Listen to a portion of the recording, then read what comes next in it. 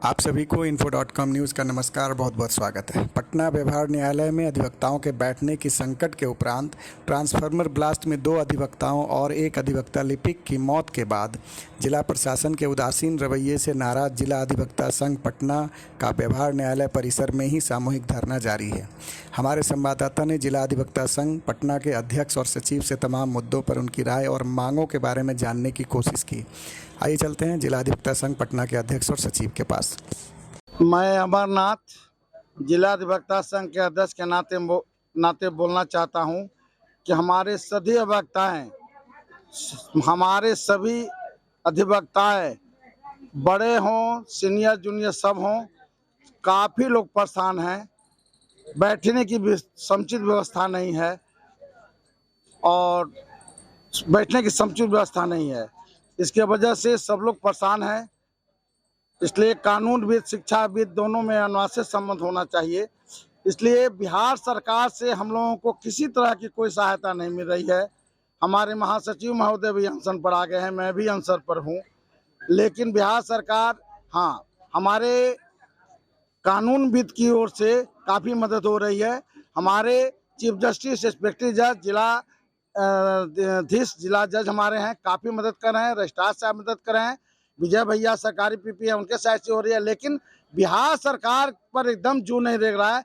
जिला अधिकारी पता नहीं अपने को क्या समझ रहे हैं, बिहार सरकार अपने को क्या समझ रहे हैं, क्यों जबकि एडवोकेट को कोर्ट अफसर कहा जाता है। हमारे ये लोग पदाधिकारी हैं, इनके बिना एक दिन भी कोर्ट नहीं चल सकता है। ये चीज़ जिलाधिकारी को समझना चाहिए। हमको न्यायविद से कोई शिकायत नहीं है, बिहार सरकार से शिकायत है, विशेषतः जिलाधिकारी से शिकायत है कि हमारे 2 अधिवक्ता दिग्बंधक हो गए, एक मुंशी साहब दिग्बंधक हो गए, चौथा बीमार अभी जीवन मौत से कह रहा है। उसके बाद भी मैं आगाह कर रहा हूं न्यायाधीश महोदय के द्वारा जिलाधिकारी को, अभी तक नहीं आया। भवन निर्माण द्वारा जो भवन बनाया गया है, 2 सेट बनाया गया है, वो भी समझिए कि अकालग्रस्त है। काल का जगह है। काल का जगह क्यों है कि ये बनाए हैं, उसमें काफी पानी गिर रहा है, पानी आ रही है, प्रकृति किसी के हाथ में नहीं है, मौसम भी साथ नहीं दे रहा है। कल वर्षा हुई है, नग्न तारे घूम रही है, मीटर पर पानी गिर रहा है, कलकट उनका गिर रहा है। इसलिए सारे हमारे सीनियर जूनियर भयावह हैं, भयभीत हैं, आगे क्या होगा। दूसरा सेट इन्होंने बनाया कॉन्वेंट के पास, उसमें सबसे क्या है वही स्थिति है, सेम ट्यू नग्न तारे हैं, सेट गिर रहे हैं। और सबसे बड़ी केयरलेस वाला काम क्या हुआ है कि उन्होंने मीटर उटर को अंदर में कर दिया है। कल भारी बारिश हो रही थी और उसी परिस्थिति में सारा पानी मीटर पर गिर रहा था। सारे अधिवक्ता भयभीत है, किस समय कौन अप्रिय घटना घटेगी। और बिहार सरकार, विशेषतः जिलाधिकारी को मैंने दिखाया, हमारे इंस्पेक्टर जज भी आए थे, साइट देखे। हमारी आबादी 12,000 है, 8,000 रेगुलर हैं, 3,000 तो मेरा वोटर है भाई। जस्ट अभी इलेक्शन हुआ जिसमें हम लोग जीते हैं, महासचिव हमारा कमेटी जीती है। उसके बाद 3 और वोटर हैं, मात्र 1200 की व्यवस्था है, बाकी लोग रोड पर है। हमारा महासचिव गंगा किनारे लोगों को बैठाया, उस पर भी लोगों को शिकायत थी, फिर भी इन्होंने बैठाया। हमारे इंस्पेक्टर जज आए हैं, निरीक्षण किए हैं, देखे हैं नग्न आंखों से कि क्या परिस्थिति है, कैसी अवस्था में लोग बैठे हैं। उसके बावजूद भी जिला जज को कहा गया, जिला जज जिलाधिकारी को बार बुला रहे हैं, भवन निर्माण को बुला रहे हैं, लेकिन वो लोग उनकी कान में जू तक नहीं रहा है। आगे क्या होगा सब लोग भयभीत हैं, सब लोग भयावह अति से गुजर रहे हैं। इसलिए हम लोग को जान माल की सुरक्षा दी जाए। चूंकि हमारे सारे अधिवक्ता घर से चलते हैं तो टाटा बाय बाय करके चलते हैं और बाल बच्चों का इंतजार करता है, फिर वह पुनः घर पहुंचेंगे कि नहीं पहुंचेंगे, इसकी कोई गारंटी नहीं है। हमारे अध्यक्ष महोदय, मैं अध्यक्ष के नाते बोल रहा हूं, हमारे महासचिव, हमारे जिला अधिवक्ता संघ के सारे पदाधिकारी, सारे अधिवक्तागण, बुजुर्ग, सीनियर जूनियर, सारे महिला साथियों लोग, सब लोग भयभीत हैं, सब लोग को परेशानियां हैं। और विशेष कहूँ, महिलाएं को तो और दुर्गति है, बैठने की व्यवस्था है ही नहीं, शौच की व्यवस्था है नहीं। ये लोग क्या करे, कहाँ पर्दा करे, कहाँ क्या करे। इतना केयरलेस हमने नहीं देखा है जिलाधिकारी को, बिहार सरकार को इतना केयरलेस नहीं देखा है इन्होंने उदाहरण देते हैं कि और जगह क्या है, अरे और जगह क्या है भाई, जाके इलाहाबाद देखो कोर्ट में, गुजरात देखो, कर्नाटक देखो, कहा वहां देखो, वहां क्या स्थिति है। अधिवक्ता लोग किस तरह बैठे हैं, स्वर्ण काल बैठे हुए हैं, अच्छे ढंग से बैठे हैं, सुरक्षित घर आते जाते हैं। मेरे यहाँ तो एक एक पल का ठिकाना नहीं है, किस क्षण क्या होगा। कल जो सारी परिस्थिति हुई, सारी परिस्थिति का जो हमने सामना किया, और आंख से हृदय हृदय पाषाण हृदय भी द्रवित हो जाएगा। आम पब्लिक, आम जनता, सब लोग परेशान है कि कैसे क्या होगा, क्या होगा। जब हमारे अधिवक्ताओं की ये हाल है तो मेरे को न्याय कौन दिलाएगा, कैसे दिलाएगा। इसलिए हमारे सारे पब्लिक लोग भी बिहार सरकार को कोस रहा है कि हमारे अधिवक्ता सुरक्षित हो, ताकि हमको सही न्याय मिलेगा, सही हम काज करेंगे। और विशेष क्या कहूँ, विशेष क्या कहूँ, और जगह है, मैंने जगह जिलाधिकारी को चिन्हित करके दिया है। उन्होंने वादा किया था कि सिविल सर्जन ऑफिस आपका पिरभौर के 4 कट्ठा बगल, उससे छोड़िए हमारे बगल में जुबली है, जुबली क्लब में, जुबली का पार्ट में लोग बैठते हैं, ठीक है भाई, वो लोग बैठते हैं, कोई दिक्कत नहीं, बैठे। लेकिन वो भी, उस पर आगे मैं नहीं जाऊंगा। वर्तमान में ये कहना चाहता हूँ कि वो जो कैंपस में पीएमसी माने नगर निगम का पार्ट है, तो नगर निगम का जितना पार्ट है, और पीछे उस चीज है, माने आपका क्या कहते हैं इसको, ऑफिस था नगर निगम का, वो भी बंद है। तो वो ऑफिस जब बंद है भैया, तो क्या हो रहा है, और जो पड़ती जगह है उसमें माननीय अधिवक्ताओं को आप बैठाओ, क्यों नहीं बैठा रहे हो। और दूसरी बात है कि हम लोग हिंदू हैं, भारतीय धर्मावलंबी हैं। हमारे यहाँ कुछ ऐसी घटना भी 2 घट गई है कि ठेकेदार महोदय को हमने कहा था कि आप पहले बैठने की पूरा व्यवस्था करें, बातें आई कि आपका फंड लौट जाएगा, तो हम क्या करिए भाई, तो ठीक है भाई, तो करिए, का 2 ईंटा खिसका देते हैं, को फोटो देते हैं, ताकि फंड आपका बच जाएगा, और उसके बाद बैठा लेंगे, बैठा देंगे, बैठने की व्यवस्था हो जाएगी, तब हम बिल्डिंग में तोड़ने का काम करेंगे। यहाँ हम लोगों को झांसा दिया गया, ईंटा निकाल लिए, फोटो ले लिए, फिर तोड़ना शुरू किए, ठीक है भाई। बैठने की व्यवस्था इन्होंने नहीं किया, ताकि मैं पीछे बोल चुका हूँ कि सेट का क्या स्थिति है, जिन्होंने व्यवस्था किया। और 2 जो हमारे पीछे एक मंदिर है, जिस समय ठेकेदार साहब काम स्टार्ट किए, वो गुम्बद मेरा टूट गया, मंदिर पर टूट गया गुम्बद, हनुमान जी का और शिव जी का गुम्बद टूटा। 4 दिन के बाद जो नवाज रूम तोड़े, नवाज रूम भी टूटा, और ठीक 5वां दिन घटना घटी। 2 हमारे अधिवक्ता दिन तो विस्फोटक हुआ बिजली बोर्ड की लापरवाही से, बिजली विभाग की लापरवाही से, बिजली विभाग की केयरलेस लापरवाही जिसको कहते हैं, इसके वजह से घटना घटी। इतनी मर्माहत घटना घटी कि ऐसा हमने जीवन में नहीं देखा है। मैं 1981 से आया हूँ प्रैक्टिस में, लेकिन ऐसा कभी नहीं देखा। अपने सीनियर से पूछता हूँ, कहीं कि इस तरह हृदय विदारक घटना हमने कभी नहीं देखा है भैया, ऐतिहासिक घटना हुई। तो मेरा कहना है कि नवाज रूम वाली घटना तोड़े और मंदिर तोड़े, उसके बाद ही घटना। तो इसके लिए मैं कहना चाहता हूँ कि भाई नवाज रूम में उन लोग को भी दे दो, जो नगर निगम का बंद है, नमाज भी करें। वो लोग का क्या चल रहा है, रोजा चल रहा है। हम लोग भाई बिना पूजा के लिए मैं कोर्ट में कहीं काम करने नहीं जाता था, आते आते मैं मंदिर में पहले गोड़ लगता था। उसको मैंने कहा कि भाई मेरे को तुम बना दो, तुमसे कह रहे हैं मंदिर के जब मंदिर बनाओ, तुमसे हम क्या पैसा मांग रहे हैं कि मुझे भोजन के लिए पैसा दो। मेरा जो मंदिर है मंदिर बना दो, जो मस्जिद का वहाँ जो बना क्या है, कौन नवाज रूम को सोचा पड़ता, क्या गुनाह कर रहे हैं। ऐसा गुनाह है तो सच कहना, अगर बगावत है तो समझो हम जी बाकी हैं। इसलिए बिहार सरकार से मैं निगाह करता हूँ, जिलाधिकारी को कहता हूँ कि हमारे जिलाधीश महोदय 1.5 के बीच इमरजेंसी मीटिंग बुलाए और तुरंत इसका निष्पादन करें। तो क्या हमारे अधिवक्ता जब टाटा बाइकर के घर से आते हैं, तो यहाँ से भी हम लोग को टाटा बाइकर के घर जाए सुरक्षित, और बाल बच्चों के साथ सुरक्षित रहे। बाकी गलती सलती मुझे माफ किया जाए, जो बोला हूँ विशेष धन्यवाद। जिलाधिकारी महोदय से आपका पॉइंटेड मांग क्या है और कितनी मांग है? हाँ, मुख्य मांगे क्या है? मुख्य मांगे है बैठने की व्यवस्था, जो कि जगह में बता दिया ना आपको कि जगह भी, हाँ, ये परिवहन के पीछे वाला पार्ट, लोक अदालत जो हम लोग का चल रहा है, गेट नंबर 2, 10 नंबर गेट है भैया, 3 नंबर है, 1 2 ना 2 ना 3 नंबर गेट के पीछे जो है लोक अदालत के पार्ट। और ये आपका अपने हाँ, हमारे स्टार साहब एसडीओ साहब से सर्वे करवाए कि पिरबहोर के बगल वाला जो पार्ट है आपका 4 कट्ठे का, क्या दे रहे हैं, क्या दे रहे हैं, दे ही रहे हैं। हादसा भी हो गई। यहाँ जुबली वाला एक जो पार्ट बताया वो भी बनिए रहा है।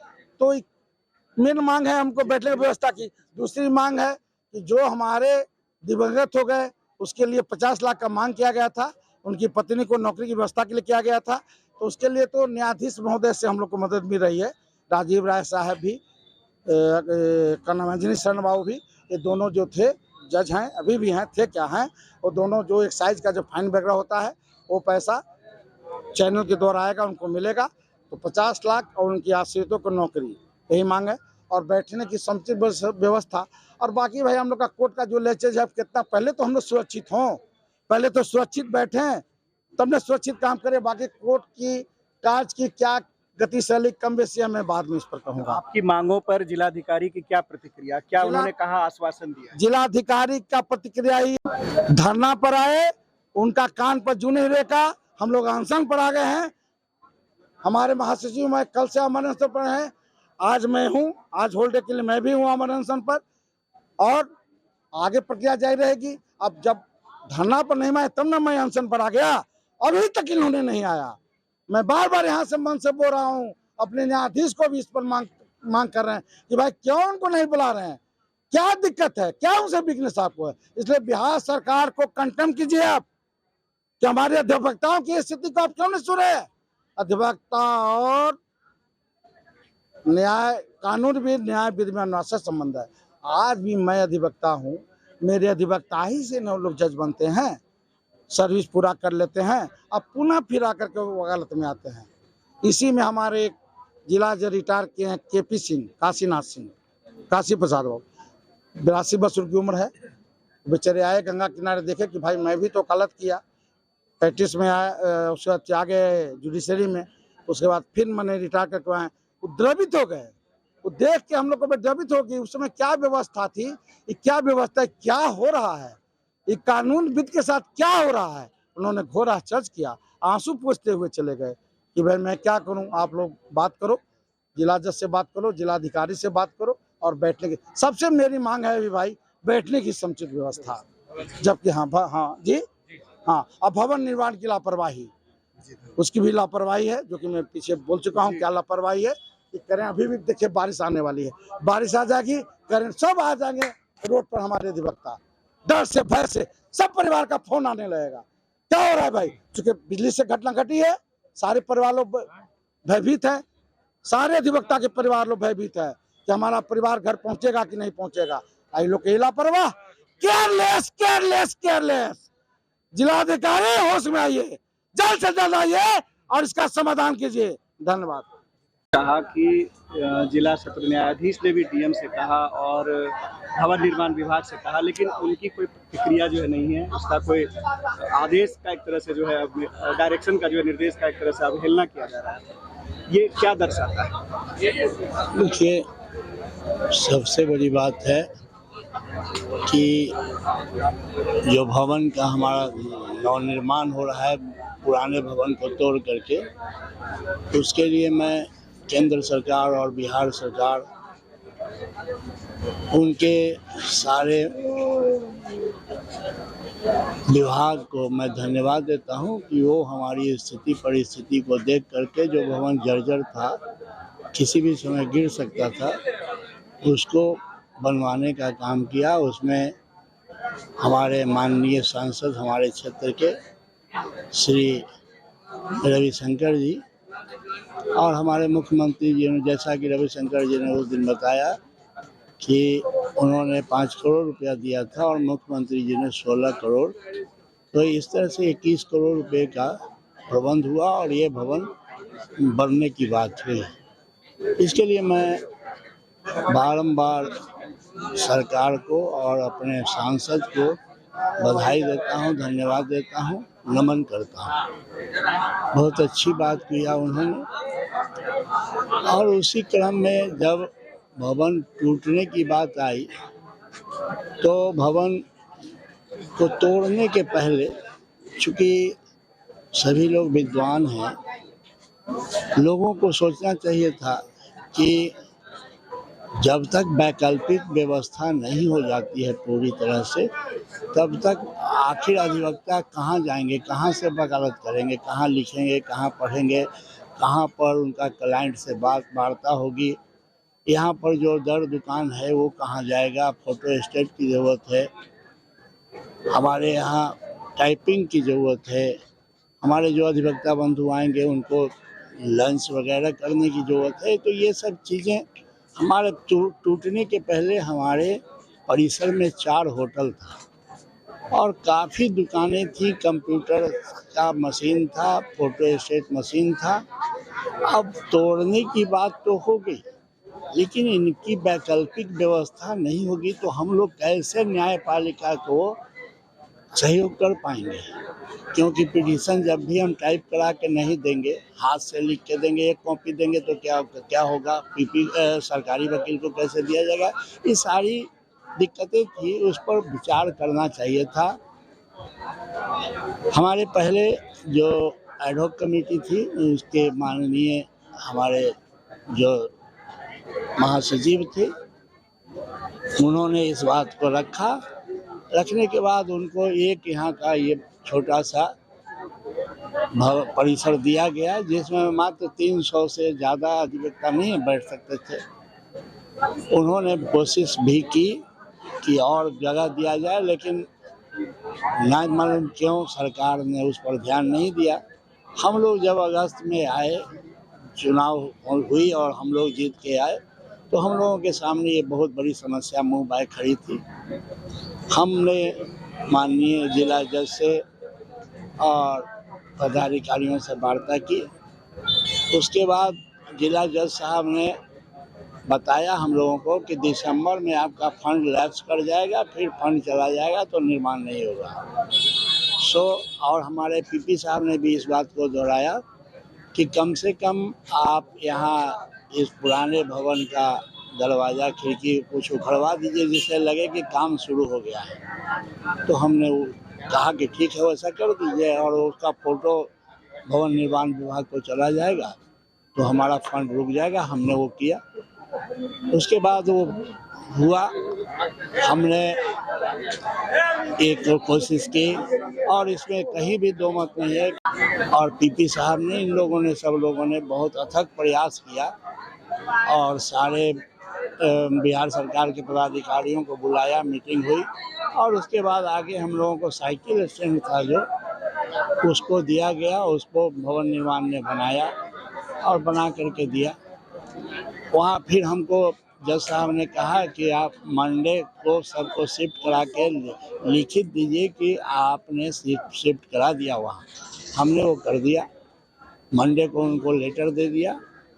उसके बाद हमने फिर पुनः उनको कहा भी कि वहाँ पर भी, चूँकि मैं बार बार कह रहा हूँ कि हमारे यहाँ रेगुलर प्रैक्टिशनर 3000 से ज़्यादा हैं। हाई कोर्ट से कुछ लोग आते हैं, कुछ अन्य कोर्टों से आते हैं, तो इस तरह से ज़्यादा लोग हैं तो उनको बैठने की व्यवस्था हो। लेकिन अभी मात्र वहाँ और यहाँ दोनों जगह मिला के 1200 लोगों की बैठने की व्यवस्था हुई है। तो इस पर उन लोगों ने कोई काम नहीं किया। तब हमने गंगा के किनारे और नाला पर जहाँ तहाँ लोगों को कहा कि तब तक बैठिए, हम लड़ रहे हैं। हमने 1 फरवरी को माननीय जिला जज को, माननीय जिलाधीश को, भवन निर्माण डिपार्टमेंट को पत्र दिया, लिखित पत्र दिया, सब लोगों को रिसीविंग कराया और ये सब बातें रखी कि देखिए हमारे यहाँ सारे अधिवक्ता इधर उधर अव्यवस्थित तरीके से घूम रहे हैं, रोड पर हैं, कुछ का इस तरह से हैं। तत्काल कम से कम अभी जो गंगा किनारे और ये लोग हैं, तो गर्मी का दिन आने वाला है, उनके ऊपर शेड वगैरह की व्यवस्था की जाए। उसमें जो भवन निर्माण विभाग के इंजीनियर हैं ब्रजेश तिवारी जी, वो आए, उन्होंने अपने पग से नापा भी और कहा कि हाँ इतना स्क्वायर फीट है, मैं इसके लिए कोशिश करता हूँ। और इसमें हमने कहा कि सारी व्यवस्था की जाए, पर उसका छावनी वगैरह की, तो कह के चले गए। उसके बाद हमारे यहाँ माननीय इंस्पेक्टिंग जज साहब आए, मैं उनको बहुत बहुत नमन करता हूँ। उन्होंने अपने से जाकर उस जगह को देखा और देखने के बाद उन्होंने विभाग को बताया, जज को बताया कि उसके बावजूद कोई व्यवस्था नहीं हुई और जिसके परिणाम स्वरूप बहुत बड़ी दुर्घटना हो गई, जिसमें हमने अपने 2 भाइयों को खो दिया। और एक हमारे सहायक मुंशी जो थे वो भी मर गए, और एक अभी तो हॉस्पिटल में है। इस तरह की जब व्यवस्था हुई तो नेचुरल था कि जनाक्रोश होना ही था, और जनाक्रोश हुआ। सभी लोग बहुत ज़्यादा उत्तेजित हो गए, तरह तरह के नारे वगैरह लगे, और तब हम फिर से जज साहब के यहाँ हाई कोर्ट से कुछ लोग आए। उस दिन मेरी बच्ची का श्राद्ध था, मैं यहाँ नहीं था, अपने घर पर हवन वगैरह कर रहा था।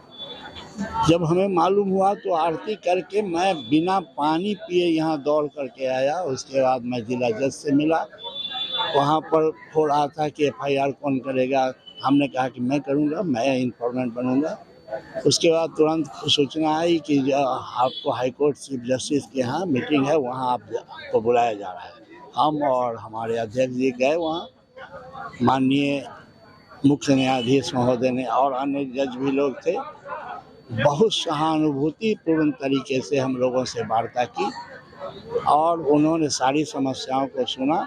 और उसके बाद उसी समय उन्होंने कहा कि अभी 4 लाख रुपया मरने वाले के परिवार को चेक द्वारा दिया जा रहा है, दिलवा रहे हैं वो, चूँकि वहाँ उनके यहाँ मीटिंग हुई थी बिजली विभाग का, और बाकी भी जो आपकी मांग है उसको भी हम लोग रखेंगे और उस पर भी कार्रवाई करवाएंगे, चूँकि तत्काल हम कुछ नहीं कर सकते। तो इस पर बाद में फिर 3 लाख रुपया और मिला, 7 लाख रुपया मरने वाले को उसी दिन मिला। 5 लाख रुपया बार काउंसिल ऑफ इंडिया के द्वारा घोषणा की गई, तो 7 5 12 लाख, और 1 लाख यहाँ बिहार स्टेट बार काउंसिल से घोषणा की गई। इस तरह से 13 लाख रुपए की घोषणा में 7 लाख तो मिल चुका है, बाकी अभी प्रोसेस में है, और बहुत जल्दी बार काउंसिल ऑफ इंडिया से भी पैसा आने वाला है। ये सब बातें हुई। यही राशि दोनों दिवंगत अधिवक्ताओं नहीं, के सबको परिजनों को मिलने सबको 7-7 लाख रुपया, जितने भी मरे उनको 7-7 लाख रुपया और 5-5 लाख रुपया बार काउंसिल से, माने 13-13 लाख रुपया एट ए टाइम अभी तत्काल मिलने की बात हुई है, जिसमें 7-7 लाख रुपया तो सबको मिल भी चुका है।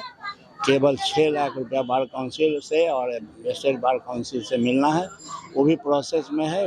उन लोगों ने भी उन लोगों का डिटेल मांगा है कि कौन उनके आश्रित हैं, कौन लीगल एयर हैं, क्या कौन सा बैंक है, क्या अकाउंट है, ये सब मांगा गया है, हमसे मांगा गया है। हम लोग उनको दे रहे हैं, उसे आश्रित से ले रहे हैं नंबर वगैरह, तो दे रहे हैं। अच्छा सचिव महोदय, 2 बातें। एक बात आपने कही कि कुल अधिवक्ताओं की संख्या जो है वो 3000 के आसपास है, और जी। केवल 1200 अधिवक्ताओं को अकोमोडेट किया गया है, और आपसे कंसेंट लेटर लिया गया कि सब लोगों को अकोमोडेट कर दिया। तो ये इसके पीछे क्या कोई दबाव है? इसके पीछे केवल अफवाह है, ऐसी कोई बात नहीं हुई है। जज, माननीय जज को, जिलाधीश को और गृह निर्माण विभाग को लिखित दिया है, सब मेरे पास कॉपी है, कि हमारा एकोमोडेशन नहीं हुआ। हम 1200 का केवल हुआ है, जबकि हमारे यहाँ 3000 की अभी तत्काल व्यवस्था चाहिए, ये लिखित दिया है। तो हम कैसे कंसेंट दे देंगे हम पर? अच्छा, इसका कोई दबाव भी हम पर नहीं दिया गया, मैंने लिखित दिया ही नहीं। ये केवल अफवाह है, कुछ लोगों के द्वारा होता है। सभी समाज में कुछ लोग ऐसे होते हैं जो तत्काल अपना उल्लू सीधा करना चाहते हैं, तो तरह तरह का अफवाह उड़ा देते हैं। एक बात और बड़ी चिंताजनक बात है कि आपने कहा कि हाईकोर्ट के इंस्पेक्टिंग जज ने भी दखल दिया, यहाँ के जिला न्यायाधीश ने भी दखल दिया। बिल्कुल बिल्कुल बिल्कुल बिल्कुल माननीय। क्या संदेश देता है आम लोगों में? आम लोगों में संदेश यही देता है कि न्यायपालिका तो तत्पर है न्याय दिलाने के लिए। हमारे माननीय जजों ने, जो माननीय चीफ जस्टिस ने, हमारे इंस्पेक्टिंग जज ने और अन्य जज लोगों ने आ करके यहाँ हमारे सामने कहा। उस समय जिलाधीश भी थे, जज साहब भी थे, सब लोग थे, और सब लोगों को कहा कि तत्काल इन लोगों की वैकल्पिक व्यवस्था कीजिए, और कर करके उसके बाद इन लोगों को बैठाइए। ये बात उन्होंने यहाँ कहा है ओरल। और इस तरह से तो वो तो पूरे तत्परता से हमारे साथ हैं, हर तरह से साथ हैं, हर कदम पर साथ हैं। केवल ये बिहार सरकार के कुछ पदाधिकारी जो हैं टाल मटोल कर रहे हैं। उनका मंशा सिर्फ, हमको जो लगता है कि जुबली क्लब, जो कि माने नहीं कहना चाहिए, कुछ लोगों ने उसको गलत तरीके से दखल करके अपना पैतृक संपत्ति समझ रहे हैं, उसको बचाने के लिए हम लोगों को इधर उधर घुमा रहे हैं। जबकि जुबली क्लब और डीबीए के बीच में करीब करीब 2-3 बीघा जमीन है और वो जमीन उसका नहीं है। वो जमीन पटना नगर निगम का, उसमें कोर्ट चलता था और उस पटना नगर निगम का वहाँ पर ऑफिस था, जो कि अब नहीं होता है। और पटना नगर निगम के द्वारा ही वहाँ कुछ दुकान होटल वगैरह खोला गया था। वो सब को दखल करके वो लोग हथियाए हुए हैं और अपना मनमानी करके हम, जबकि वो सारे लोग हमारे मेंबर हैं, उनका कोई एसोसिएशन नहीं है, वो एक क्लब में बैठ रहे हैं, जबकि यहाँ के अधिवक्ता हैं। तो उन लोगों को जिला जज हो या बिहार सरकार हो, पूरे तरह से मदद करके झूठा हमारे कोर्ट को, हमारे चीफ जस्टिस को, हमारे माननीय न्यायपालिका को दिग्भ्रमित कर रहे हैं कि वो जमीन उन कहाँ से आएगा। भाई पब्लिक लैंड है, पब्लिक लैंड में किसी का प्रॉपर्टी तो नहीं होता है, वो तो सबका होता है। तो वो लैंड जो है हमको दिया जाए। हम तो कह रहे हैं कि उसका हम जुबली नहीं मांग रहे हैं, जुबली रखो तुम। जो प्लेन लैंड है जिस पर कोई कुछ नहीं हो रहा है, जिसको तुम अय्यासी का चारागाह बनाए हुए हो, वो हमको दो। वो तो तुम्हारा है भी नहीं, तो बिहार सरकार उसको तत्काल हम लोगों को दे। हम लोग की पहली और अंतिम मांग है कि जब आप जगह क्यों खोज रहे हो, पहले वो तो दो जो खाली पड़ा हुआ है, और उसको आप तुरंत आमंत्रित करो। और मैं आपको आपके माध्यम से बिहार सरकार को आगाह करना चाहता हूं कि जब तक वो जगह नहीं मिलेगी, मैं आमरण अनशन पर रहूंगा, चाहे मैं अपना आत्मदाह नहीं, सॉरी, हमारा जान भी चला जाए, हम उसके लिए तैयार हैं। लेकिन हम वो जुबली लेके रहेंगे, लेके रहेंगे, लेके रहेंगे। एक अंतिम सवाल है, बार काउंसिल ऑफ इंडिया ने भी हिदायत दी है, या फिर जो भी कहें हिदायत या फिर सलाह, कि कोई भी अधिवक्ता जो है न्यायिक कार्य का बहिष्कार ना करे। जी, तो उसके लिए देखिए, हम जो भी हैं बार काउंसिल के अधीन है सारे अधिवक्ता, क्योंकि हमको लाइसेंस वहीं से मिलता है। तो बार काउंसिल का हर आदेश हमारे ऊपर पूर्ण रूप से बाइंडिंग है, और उसी के तहत हमने एक दिन के बाद दूसरे दिन ही न्यायिक कार्य से जो बहिष्कार की बात थी, हमने वापस ले लिया।